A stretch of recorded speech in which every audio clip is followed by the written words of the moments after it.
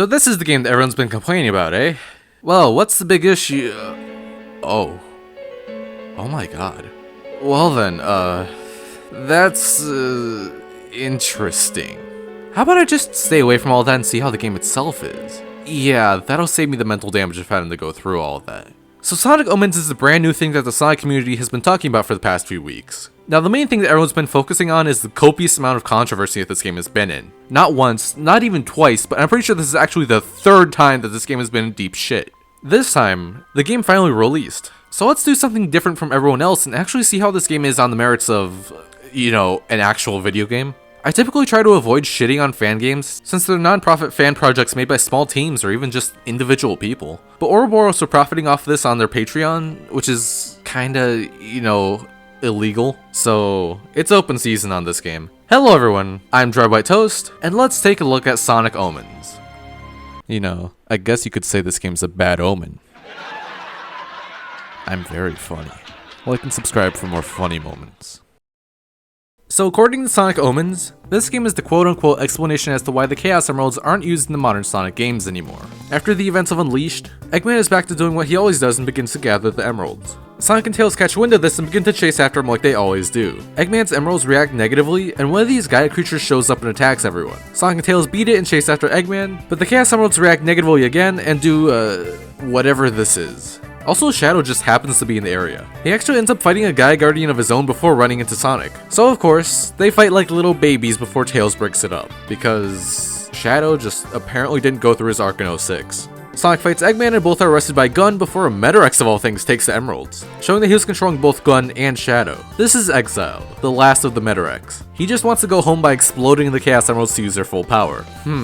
Yeah, that seems normal. Yeah, okay. Also, Chris Thorndike is dead because he tried time traveling too much. Thank God. Also, I forgot to mention that they were friends, but Chris doesn't matter. Sonic, Tails, and Eggman team up and storm Exiled's base, but they get separated by the last of the Gaia creatures. Sonic dips and goes to fight Exiled on his own and runs into him in the process of destroying all the emeralds. After Sonic gets his ass beat, Chip is suddenly able to take the power of the destroyed Chaos Emeralds and charge Sonic with it. Super Sonic beats the shit out of Exiled, and the game ends as Sonic breaks Chip's bracelet for some reason.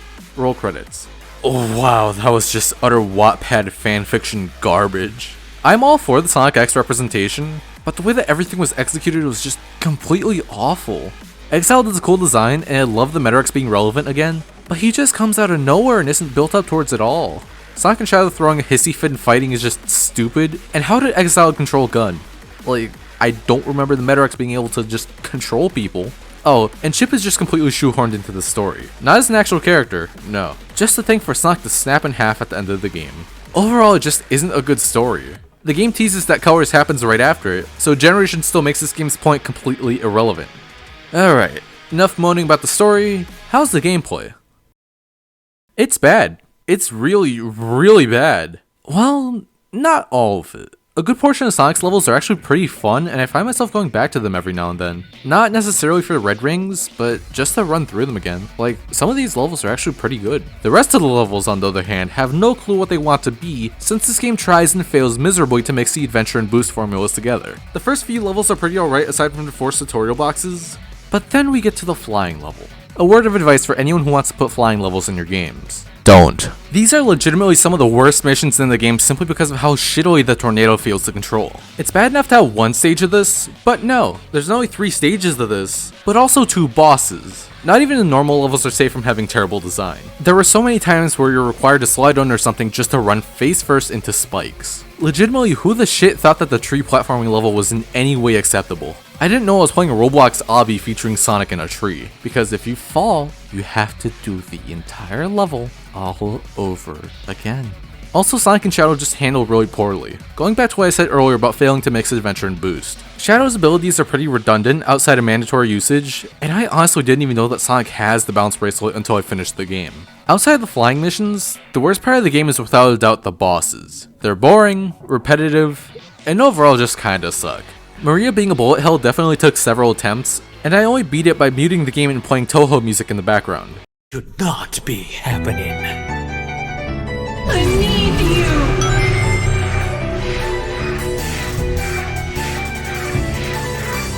Eggman requires you to be really stingy with your boosts, and you can only attack whenever he specifically feels like it. The Gaia creatures just all suck, especially Shadows. It's just painfully tedious and not fun in the slightest. Exiled is probably the worst of the bunch simply due to the Supersonic gimmick.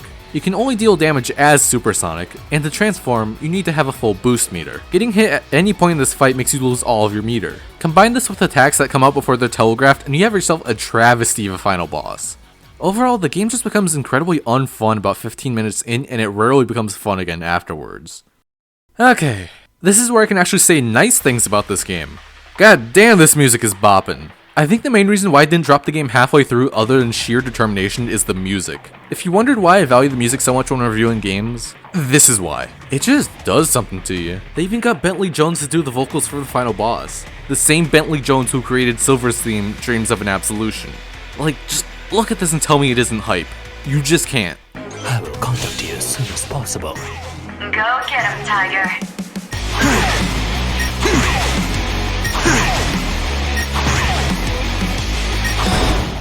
Stop now!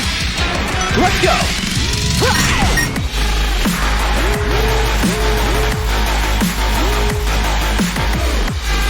Let's keep this going! Sonic speed! Lightning!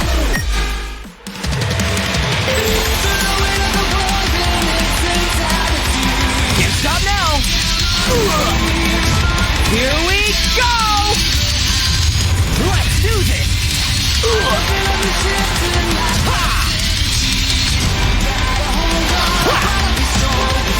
Let's keep this going! Here's a little fun fact. Since the game is running on the Infinity engine, all the good looking lighting most likely came built into the engine itself. In fact, I think they got busted for stealing several models that were created by other people.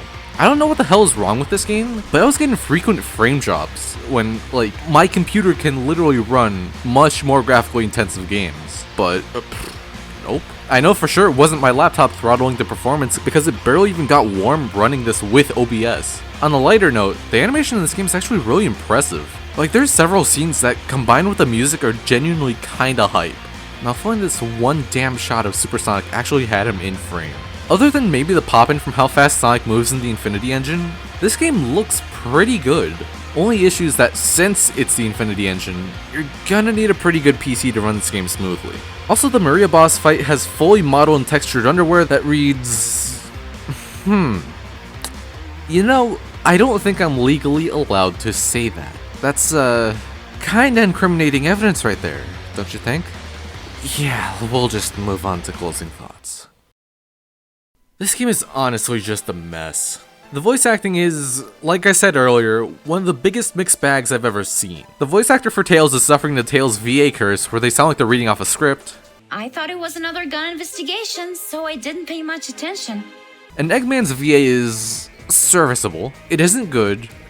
That's it, end of statement. I would offer hospitality, but your fate was sealed as soon as you stepped foot in one of the greatest structures created by me, Dr. Eggman. The VA for Shadow, on the other hand. Rouge, I don't feel the presence of an emerald inside this temple. Doctor has beaten us to it. Reminder that this is because they didn't want to wait 2 days for the original Shadow VA to get a new mic. Look, I get it. Accents can make voicing a character sound off. But couldn't you have at least gotten someone who can do a convincing impression? Like, Sonic's VA has an accent too, but it's so well hidden that it just sounds like Sonic. Come on, let's go, Tails. I think it's time we made a visit to our mustache friend. Outside of Sonic, Exiled has the best performance by a landslide. No control of the light. I just want to go home. Outside of the music, that's the only compliment that I'm giving this game. With all the controversy surrounding this game, it's probably best that we all just move on from this game and appreciate fan works like Sonic and the Fallen Star, Sonic Triple Trouble 16-bit, or eagerly await Sonic Sad AM Season 3. I don't have any intention on making more content about this game, and I kinda suggest that others do the same. Maybe with a new team and a few overhauls, this game could be something impressive, but for right now, it's probably for the best that the people involved with this keep their heads down as to not draw attention towards themselves. Even then, the doc states that a good chunk of the people who worked on this game aren't exactly good Samaritans. If you want to learn more about that stuff, I'll link the document in the description, because there is a Quite a bit to go through there. Well, that was Sonic Omens. At least the actual game itself. I'm not touching that drama with a 10-foot pole because I'll be damned if I turn into a Sonic drama channel. Oh, wait. If you enjoyed the video, make sure to like the video and share it with your friends if you want to see more stuff like this. There's a comma there. Oops. Whatever, we're still going. Also make sure the stupid red button is gray so you'll be notified in 5 months whenever the next upload is. I'm gonna try to get these out faster because there's a lot of things that are relevant right now and not enough time to do all of them. Until next time, this is Dry White Toast, signing out.